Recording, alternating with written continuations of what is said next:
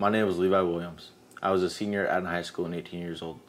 This is what can happen when you drink and drive. I never thought something like this would happen to me. Now I have to live with the decisions that I allowed my friends to make, and they're gone. So this is why you shouldn't drink and drive.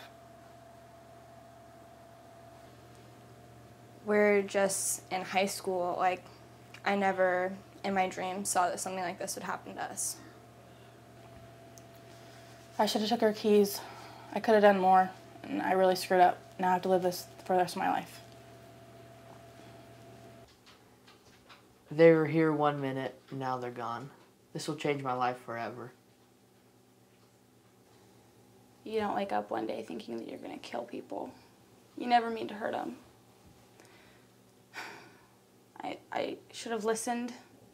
I should never have gotten in that car and driven away. But I did. And now they're all gone. And I can never change that. They're just gone. Forever.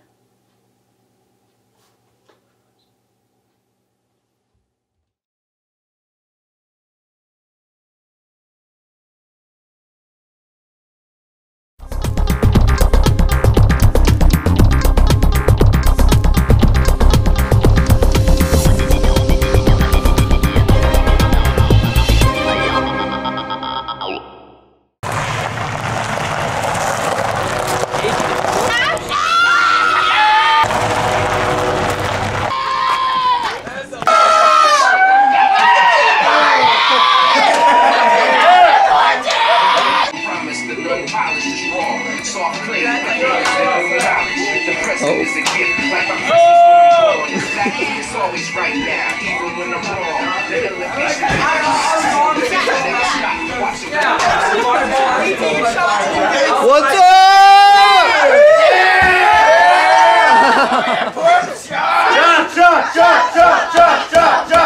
Jump. All right, next. Yeah. Murphy, you're up. I'm up. Yeah, shot. Right here. Oh. Yeah.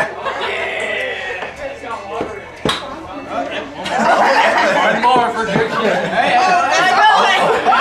and we gotta keep on going until the bottle's gone. Take this way. You're up.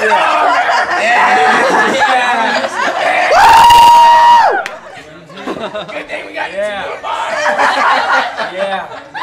Yeah, Reese, get back there. Shots all around.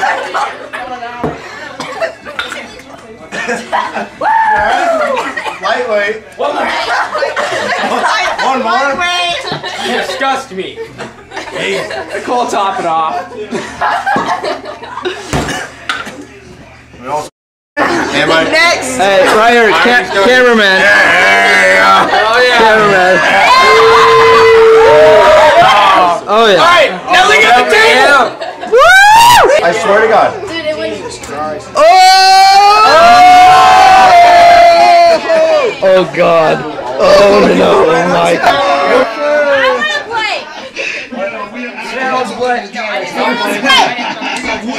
Hold on, we gotta win first. Alright,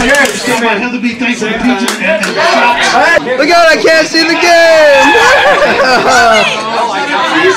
Oh my gosh!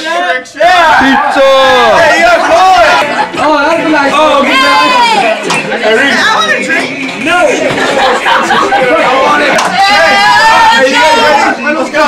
Let's go! Hey, the faster you drive, the quicker you go. Hey, take her for a spin! You only got once. Let's go! I can drive. Savannah.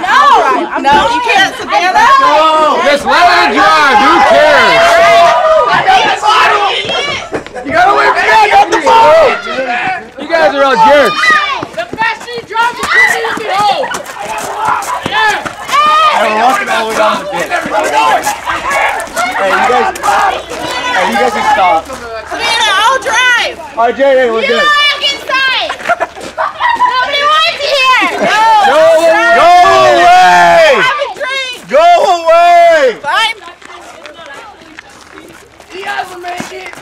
between the ditches.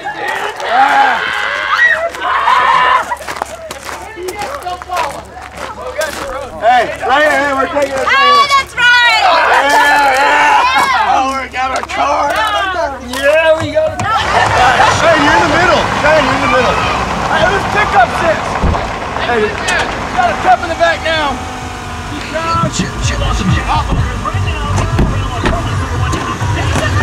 Hey! To the back.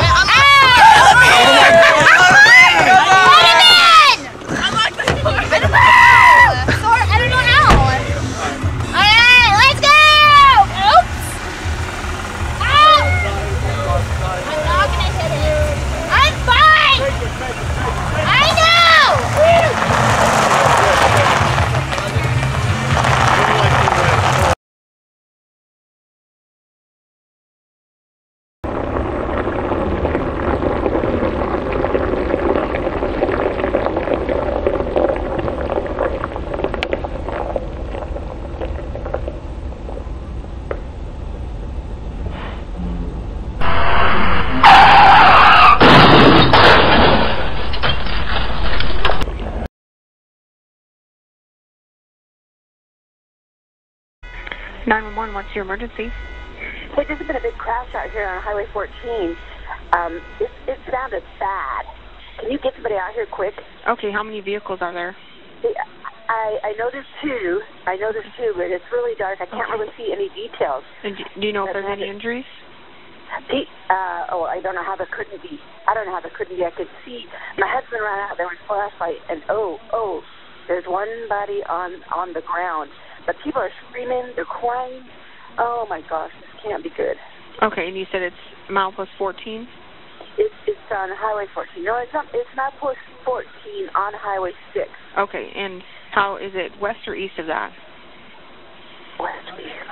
It's west. Okay.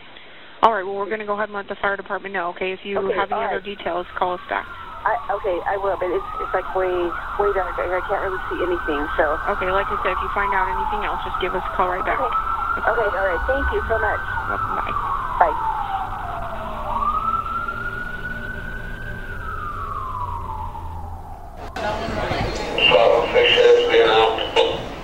Milepost 14, Highway 6. State 516 93.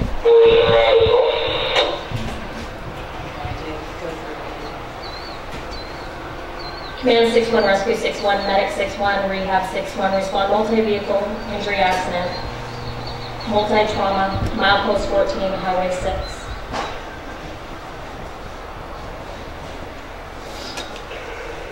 Central Medic 6-1. Medic 6-1. In route with 3. Medic 6-1, in route with 3, 930.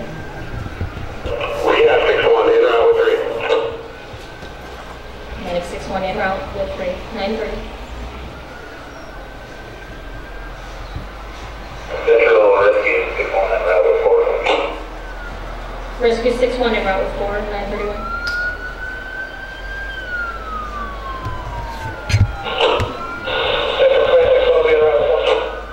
Command 6-1, en route with 1, 931.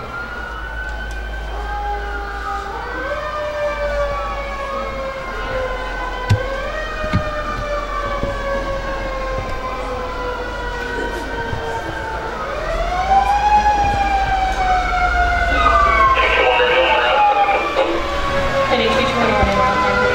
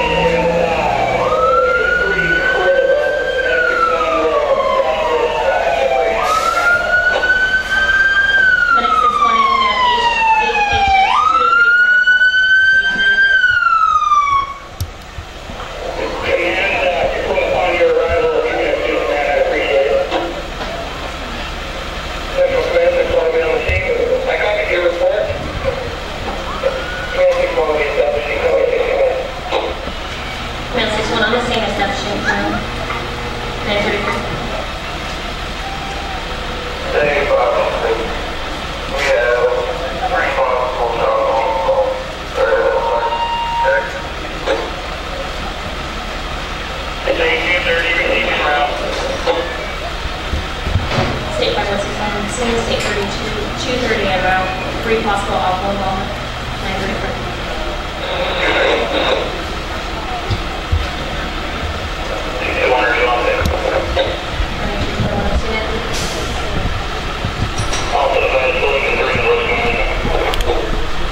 Receive advising to look at the list.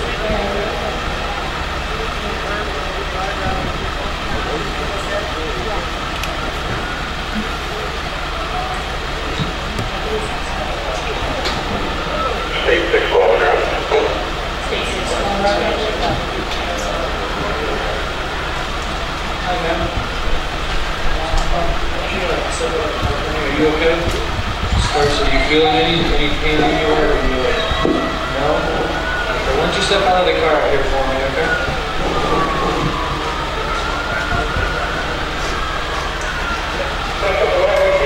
Just put right out here so we're kind of away from her a bit. What happened out here today? You were what? Let's go back to the back of my car.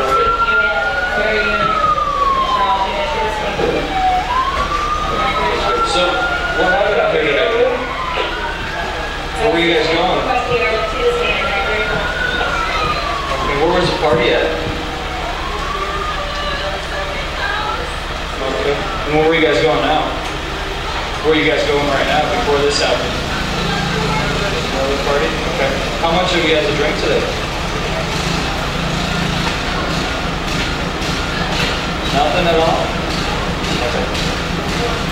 So where's this? Did you guys spill some beer in the car? Or what's going on? Why am I smelling so much alcohol? Okay. So you haven't had anything to drink today? Just 1 or 2? Are you going to be okay doing a few volunteer field sobriety tests for me? Just make sure you were non-impaired and everything was good. Okay. Do you have any physical impairments? Anything that you ever walk in the straight line, say one? Any injuries with your eyes or anything like that? Are you wearing contact lenses?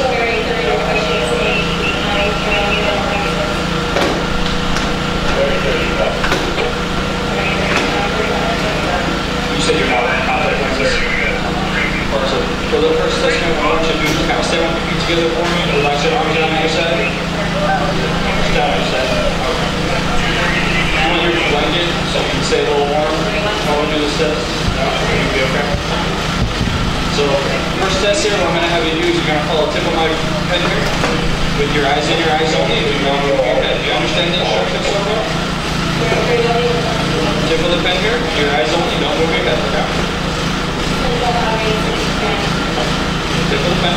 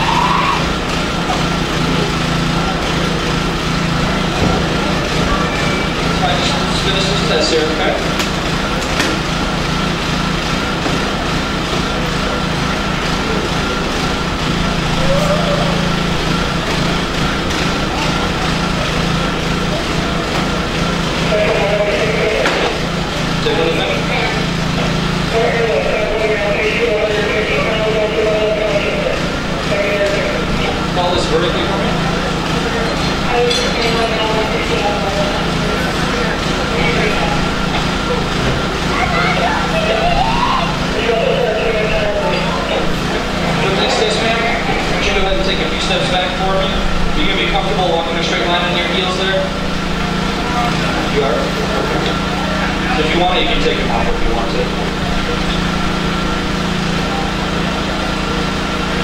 So for the next test, what I want you to do is just stand just like you are, feet together, arms out on your side. Stand just like that until I ask you to begin the test, okay? When I ask you to begin, you're going to imagine a straight line in front of you. You're going to take 9 heel-to-toe steps down that imaginary line. Turn around and take 9 heel-to-toe steps back. Okay, when you turn, you're going to keep your front foot on the line and turn by taking a series of small steps with the other foot. So I'm going to demonstrate for you here. I'm only going to take 2 or 3 steps here. Okay, so you're going to start off in your position. You're going to go 1, 2, 3 on your last step. Keep your front foot on the line and turn by taking a series of small steps like I'm showing you here. 1, 2, 3. Take your 9 steps back. Okay. Once you get done the test, keep your arms down on your side. Make sure you're watching your feet and count your steps out loud so I can hear you. Do you understand the instructions? Any questions for me? No? You understand the instructions? Okay, go ahead and begin the test.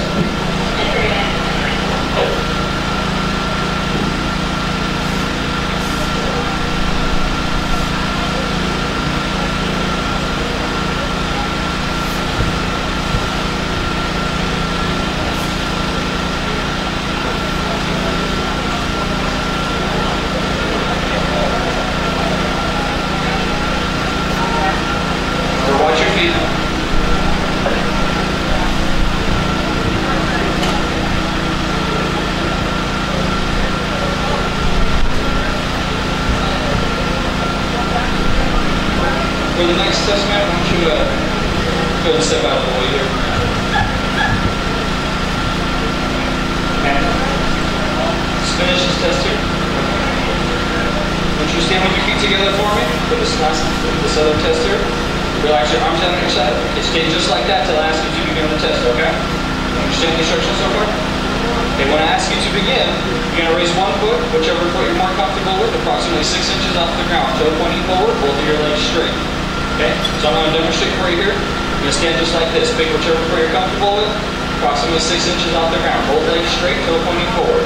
While holding this position, you're going to count out loud in the following manner. 1001, 1002, 1003, and so on until I tell you to stop. If you happen to put your foot down for any reason, just raise it back up and continue counting where you left off. Okay. Once you begin the test, keep your arms at your side. Watch your raised foot. Make sure you're counting out loud so I can hear you. Do you understand the instructions so far? Any questions? No? Okay. Go ahead and begin the test. Make sure you're watching your foot.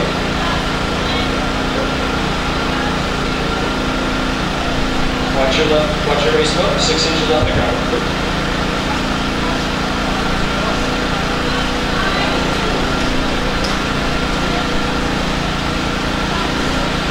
Watch your foot.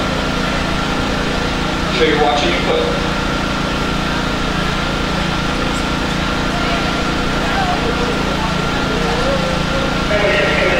Okay, stop.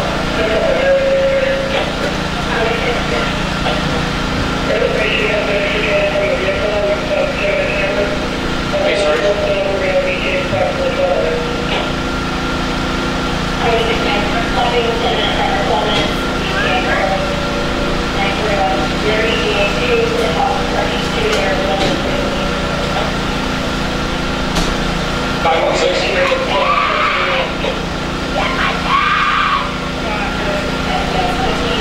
Let's go over to the front of my car here. I have another test for you, okay? Come over. Just stand right there.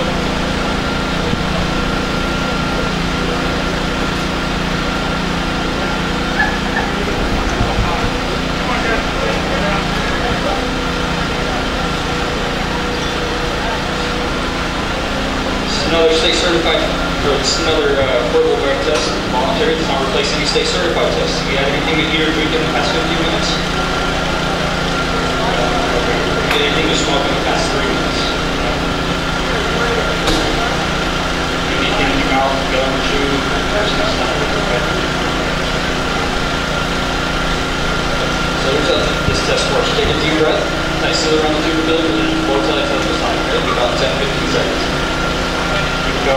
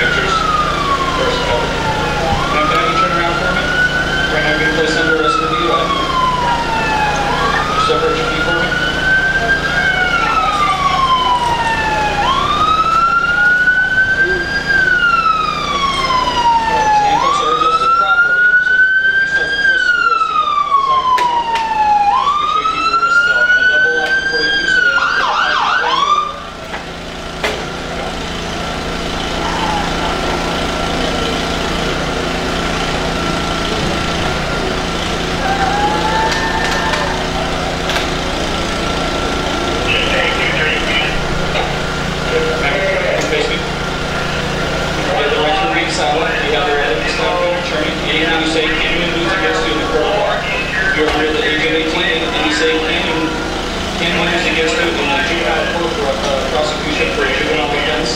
And you can also be used against you in an adult court criminal prosecution if the juvenile court decides that you are to be tried as an adult. You have the right to talk to an attorney before answering any questions. You have the right to have an attorney present during the questioning. You cannot afford an attorney. One will be appointed for you without cost if you so desire. You can exercise these rights at any time. Do you understand these rights? Just going to go to the back of my car here.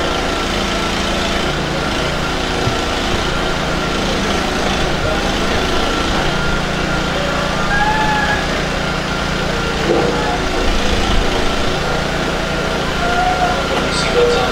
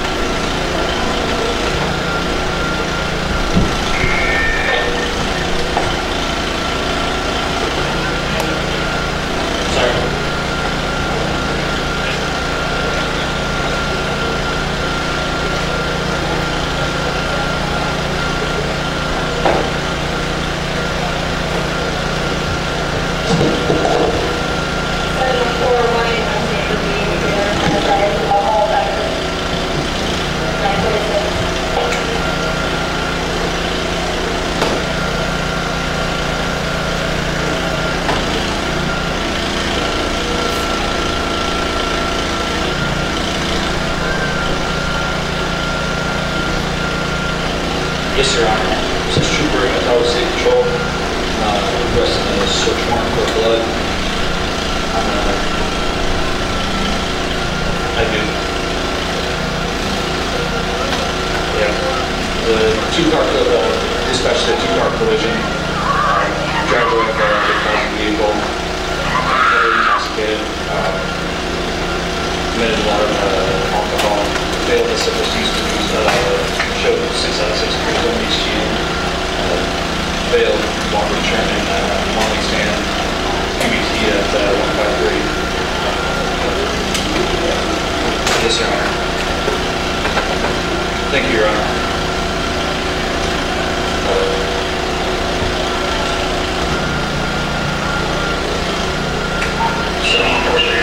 Being around the hospital to the blood search warrant.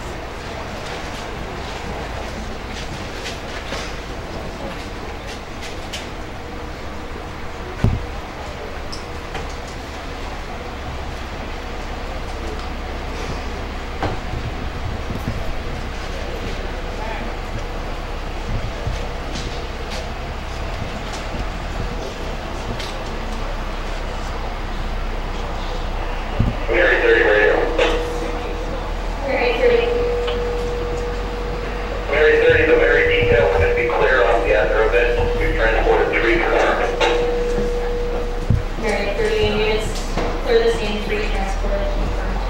9:56. State 230 received. Can you confirm that Mary units will do an execution notification, or do they need state to handle?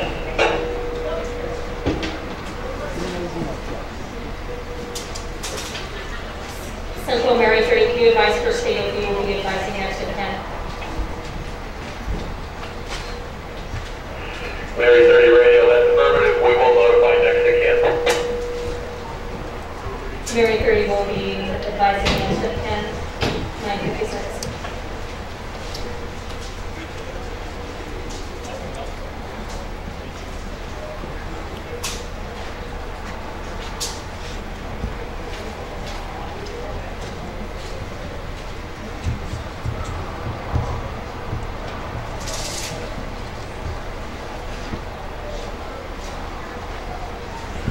State 230 command, going to start at 2 toes for impound to the evidence yard.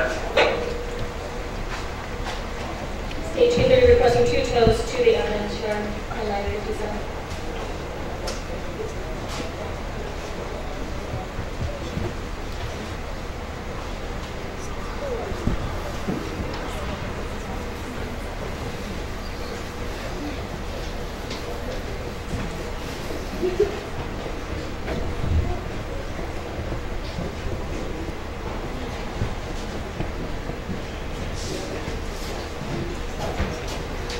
Central State 230 grants code for both vehicles, ETA 15.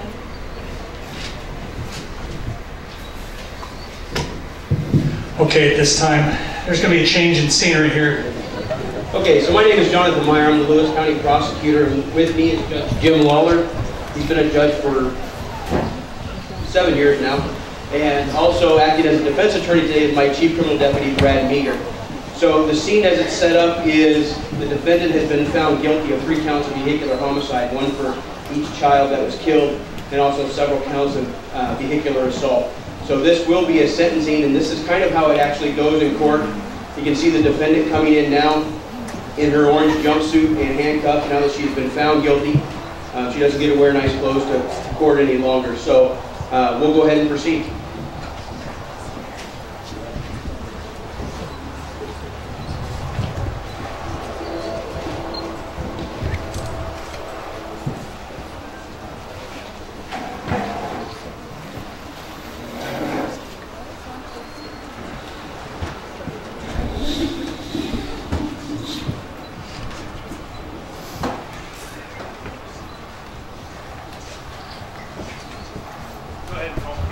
Thank you, Your Honor. State of Washington versus Savannah Helm, cause number 14-1-142-2. Defendants present in custody, represented by Brad Meager, Jonathan Meyer on behalf of the state. Matters on for sentencing after the defendant was found guilty of 3 counts of vehicular homicide and several counts of vehicular assault as a result of her deciding to drive under the influence. Standard range for the vehicular assaults is 63 to 84 months. The standard range for the vehicular homicides is 210 to 280 months. Your Honor, at this time, it's the state's request that the defendant be sentenced to 280 months, which is just over 23 years. The state actually responded to the scene that night and saw the 3 victims being extricated from the car, and to say that it was a tragic scene would be an understatement. I've known the defendant for quite some time, and she's a good kid. That doesn't make this a good decision. So not only does her actions demand that she go to prison, I think she has earned every month that the court will impose. Thank you, Your Honor. You know, there's a standard sentencing range, as Mr. Meyer told the court. And the reason there's a range is because the court recognizes, the legislature recognizes that there are some people that deserve the high end, some people deserve the low end. The fact that my client has been found guilty of these crimes shows that she deserves the range, but then the question becomes whether that's the high end or the low end of the range. Now it's submit to the court that her young age, the fact that she demonstrated remorse, she had absolutely no intent in this particular type of crime. And that's the tragedy of this type of crime, is there's no intent here to do anybody any harm. recorded the testimony and saw that the alcohol was given to her. And while she drank it, she didn't supply it herself. So we asked the court to go to the low end of the standard range, which in this case is 210. All right, you have a right to make a statement before I impose sentence. You're not required to do so, and if you choose not to make a statement, I won't hold that against you. Is there anything that you'd like to say? I'm just so sorry. I never meant for anybody to get hurt. It was never what I wanted. I'm sorry. Mr. Meyer, anything else? Just briefly, Your Honor, we're not saying that she meant to hurt or kill anyone, but she did choose to drink and drive, and that's a decision that she's going to have to live with for the rest of her life. But she does have the opportunity to live the rest of her life, unlike the 3 victims whose lives she took. All right. I reviewed the file in this case. I reviewed the affidavit of probable cause. I'm satisfied that you didn't intend to kill anybody, but the legislature has made it real clear that this is a serious offense, that there are serious consequences for this. Because of the decision you made, people are dead. I'm sentencing you to the high end of the range, like the prosecutors recommended. That's 280 months in Department of Corrections. You'll stay in custody now, and you'll be transferred to Department of Corrections this Friday. I'm including all of the financial obligations, $200 filing fee, $500 crime victim assessment. It'll be probably about a $5,000 attorney fee on this because it was a Class A felony. There's going to be a $100 DNA fee. There's going to be restitution for all of the damage that you did. That'll be determined within 180 days. Last thing, as a result of this conviction, as with any felony, you're no longer eligible to use, own, or possess firearms. Do not use, own, or possess firearms or attempt to do so unless and until your right to do so has been restored by a superior court order. You have a gun any time before you get an order signed telling you it's okay, you'll be committing another felony. You understand that? Mr. Meyer, anything else? Nothing further, Your Honor. All right, that's all. We are adjourned.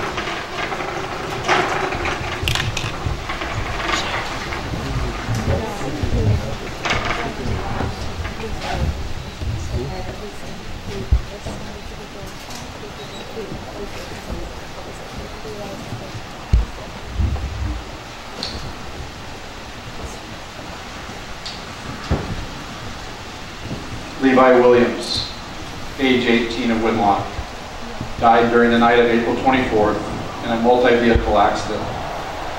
He was born February 29, 1996 to Jeff and Catherine Williams, the youngest of 2 children. He was survived by his parents and older sister Bailey. Levi attended Adna school since the age of 5, and he was soon to graduate in 2 short months from Adna High School. Levi has always strived to be a great role model and a leader. He was a 2-sport athlete, an avid hunter, and an outdoorsman. He loved spending time with his family and his friends. Levi was the first to help someone in need and to provide a helping hand. He was the tragic victim of driving under the influence of alcohol, and his family prays that all can learn a lesson from the pain they are feeling. Memorials can be donated to Mothers Against Drinking and Driving. Natalie Ryan Werner. Natalie of Adna died April 24th, 2014 from a fatal car accident. Today she earned her angel's wings. She was born October 26, 2005 in Bend, Oregon. She is the daughter of Chris and Lisa Warner. She was 8 years old. She attended Adna Elementary School as a second grade student. Natalie loved life, and her contagious smile and joyful spirit brightened everyone who knew her. She loved to explore outside, and she loved God. She was survived by her loving parents, grandparents, aunts, uncles, and several cousins. Tyler Joseph Warner. Tyler of Adna died April 24, 2014 from a fatal car accident. He was born June 13, 2002 in Tillamook, Oregon. He is the son of Chris and Lisa Warner. He was 12 years old. He attended Adna Middle High School as a sixth grade student. Tyler was outgoing, a student who loved sports, his family, friends, and Jesus. He is survived by his loving parents, grandparents, aunts, uncles, and several cousins.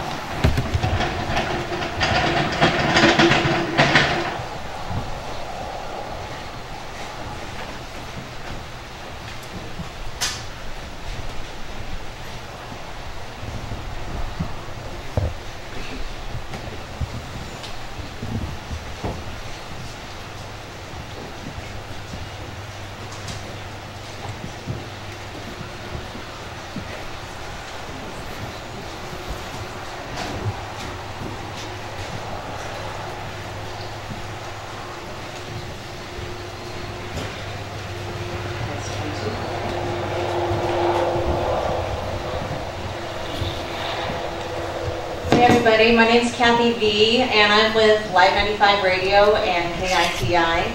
And what you've seen today has been a pretty powerful story, hasn't it? It's all true to life. And I want to talk to you a little bit about the Lewis County Chaplaincy, because I'm a volunteer with them. To kind of help you out, so you know exactly what we do with all of these different agencies that you've seen today. I'm going to tell you a little story about 4 boys. We have Chris, Brian, Kyle, and Andy. And the story takes place in August. Great time. It was about a week before school was set to start. And these 4 boys were having a great time. They're all 16 years old. And they decided that they wanted to have, an extended day. So what they did after it started to get a little bit late, they decided that they were going to pull a few shenanigans, because we've all done that as teenagers. I was right up there doing my own when I was a kid. But they decided what they would do is they would tell 2 of the parents that they were going to spend the night at their house, so because they knew that they wouldn't be checked on because the parents knew each other. And what they did is they cooked up a plan where after the families went to bed for the night, that they would all get together and meet up later on so they could continue on with their evening of fun. So that's exactly what they did. Waited for their families to go to sleep, Then they snuck out of their houses. They all got together about 10:30 or 11 o'clock at night. And they went cruising around, which was pretty fun for a while, but you know, that gets pretty boring after a while. So they thought, okay, well, what can we do to really step this up?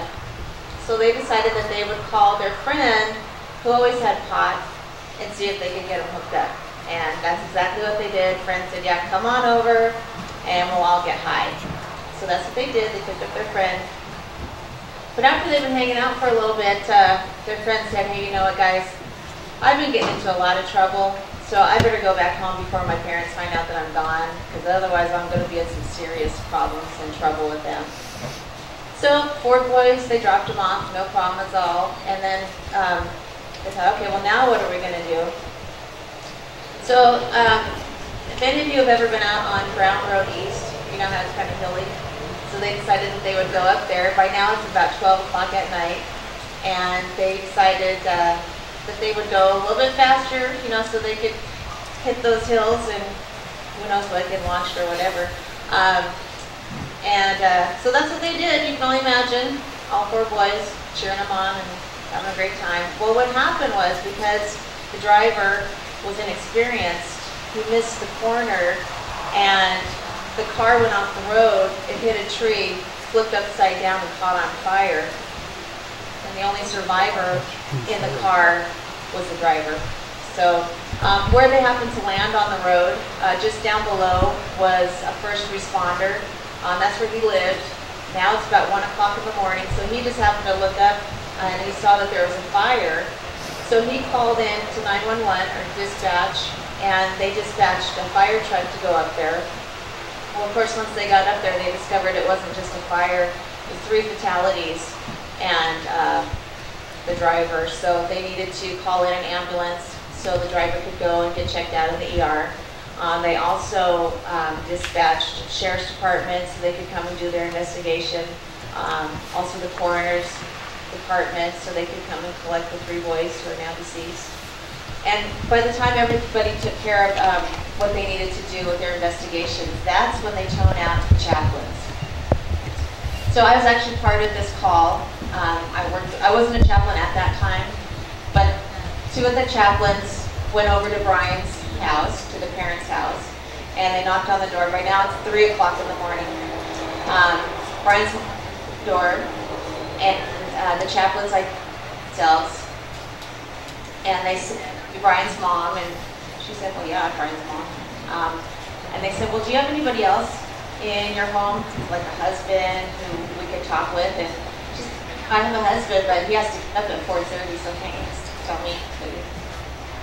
They said, no, we really would rather talk to both of you.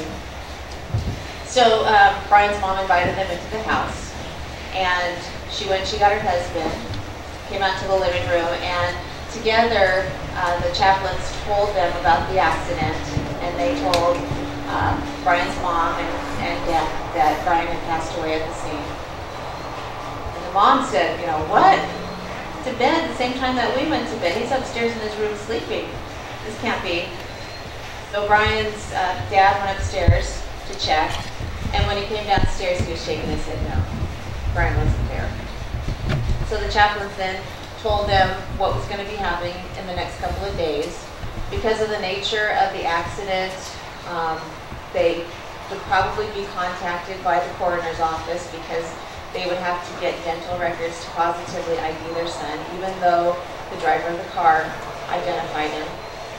They also let them know that there are several different funeral homes here in our area that they could choose from, but they didn't have to choose right now. They'd probably hear from them.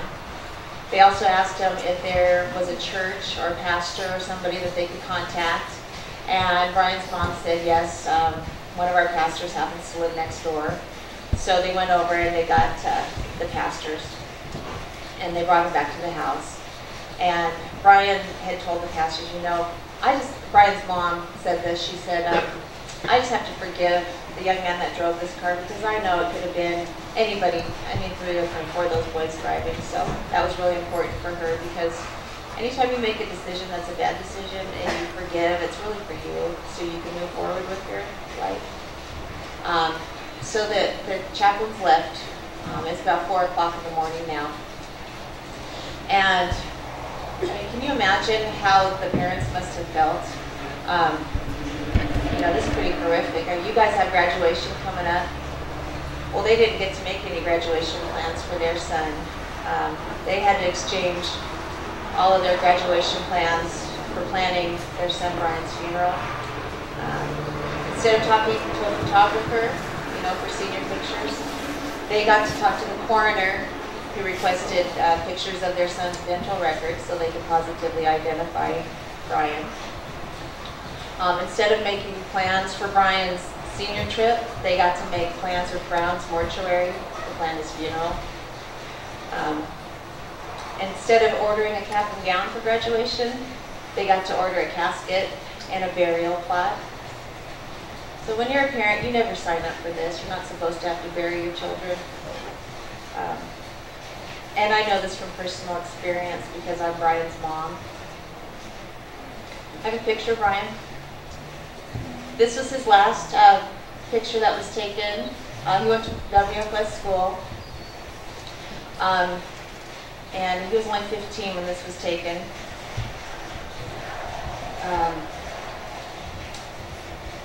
The driver of the car, his name is Chris. I actually have a picture of him on the other side. I actually love this young man like he was my own son. And I actually testified on his behalf with the state of Washington because I told them that I didn't think that he needed to be locked up. I thought that he needed to have counseling so he could, you know, get through this horrible nightmare he'd just been through too. I mean, imagine he drove the car that just killed his 3 best friends.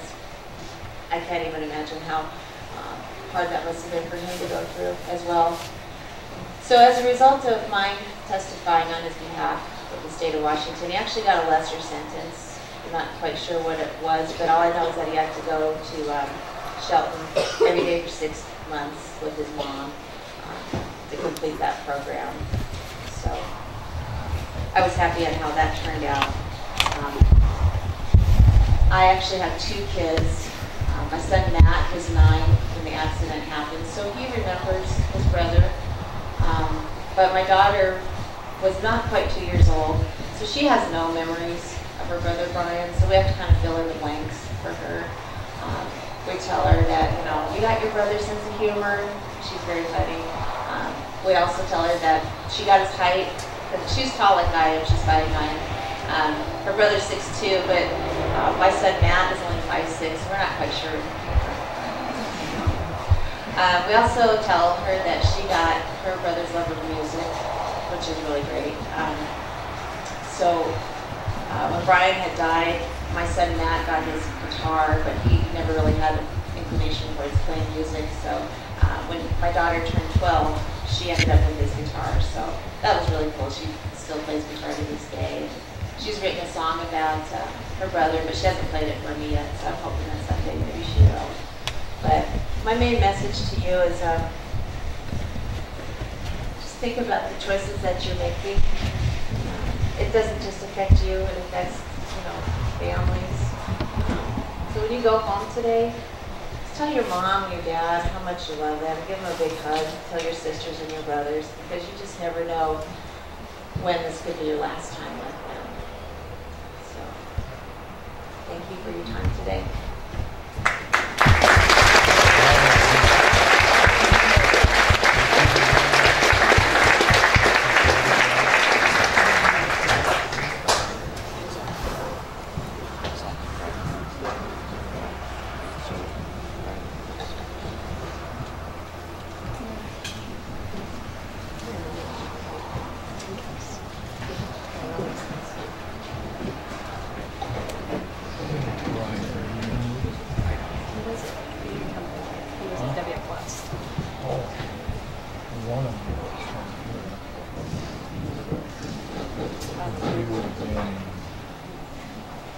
Can you hear me?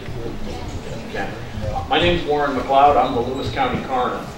What you've seen today is a demonstration, but what you may not realize is, starting with the video and the 911 calls, it sent chills up and down the spines of all the first responders, the firefighters, the state troopers, the deputy sheriffs, the prosecutors. We go to this every day. This is our daily life, and it doesn't have to happen.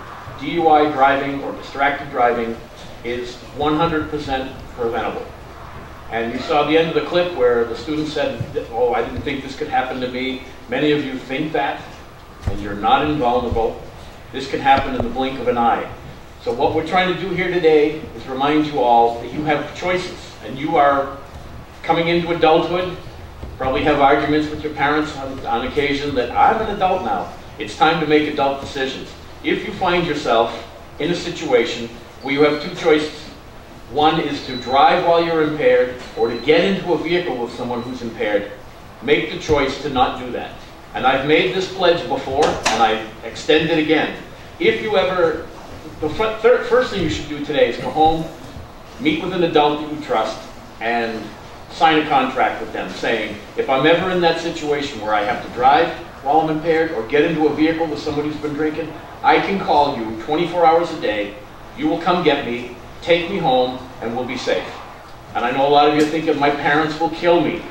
And that's a saying. This will kill you. This will kill you quick. And in this scenario today, 2 little innocent children died. And Levi. Three innocent people died. And 2 were real small children. And I don't know if you saw when I went over, and remember this is a simulation, I told the mom her children were dead in the vehicle. And that reaction you saw, again, sent chills up and down our spines. It was a very, actually my chief deputy has claw marks from where the mom held onto her. This was a very realistic, and this is what happens. And I make this offer to you. If you are ever in a situation where you have to drive while you're impaired or get behind or in the vehicle with somebody who's been drinking, call my office. If it's during the day, I can give you the number now, you're not going to write it down. You can call 411, ask for the coroner's office. If it's during the day, we answer. If it's at night, dispatch answers. They will put you through to one of my staff. Either the on-call deputy, the on-call supervisor, or myself will come and get you anytime, 24 hours a day, and drive you home. And now we're not going to drop you off at the corner so you can sneak home. I'm going to take you to the door, and I'm going to knock on the door, and I'm going to say, Mr. and Mrs. So-and-so, here's your drunken son or daughter. However, I'm the coroner, and I'm not knocking on the door to tell you that your child is dead. I'm knocking on the door to tell you that your child made an adult decision tonight not to drive. So deal with it in the morning, but your child is home safe and sound. And I make that pledge to any of you. It doesn't matter, 24 hours a day. Rather than drink and drive or get behind the wheel with somebody or in the vehicle with somebody who's been drinking, call my office and we will get you a ride home. I appreciate all your patience and everything today. It was been kind of a hectic day, and what you've seen is very real. So thank you for your time.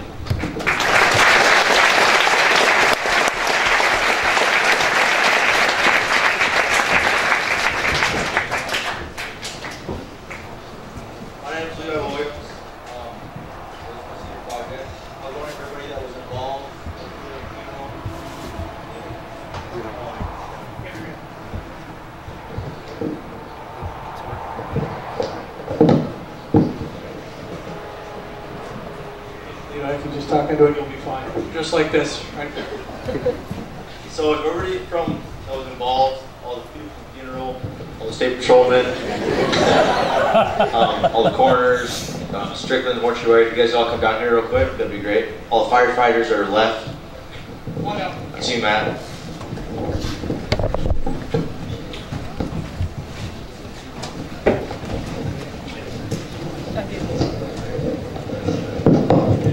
Judge Lawler and Jonathan Meyer.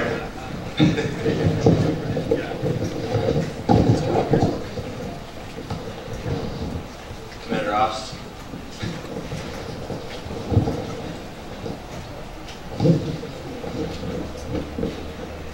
So all these people you see down here, they were all helping me out. They were all backing me, supporting me. So if you guys give them a round of applause, that'd be great.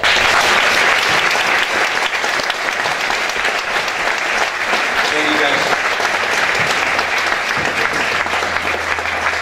And there is somebody forgotten here, the bloody risen from the dead. Come on up here, buddy. How about this, folks? This is the Senior Project. Give him a round of applause.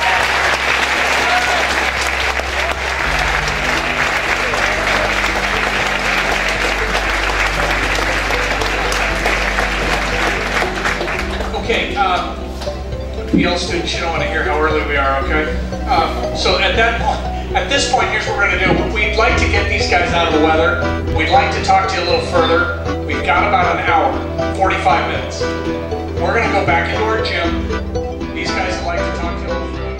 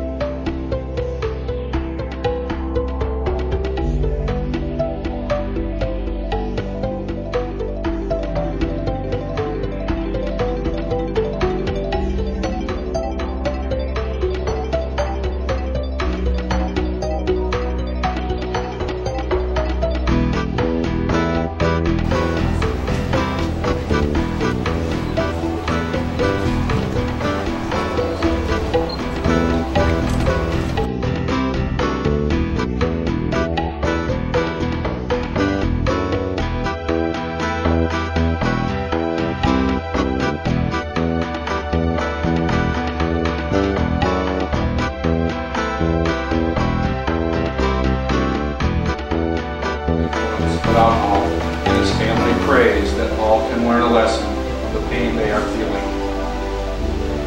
Memorials can be donated to Mothers Against Drunk Drinking and Driving.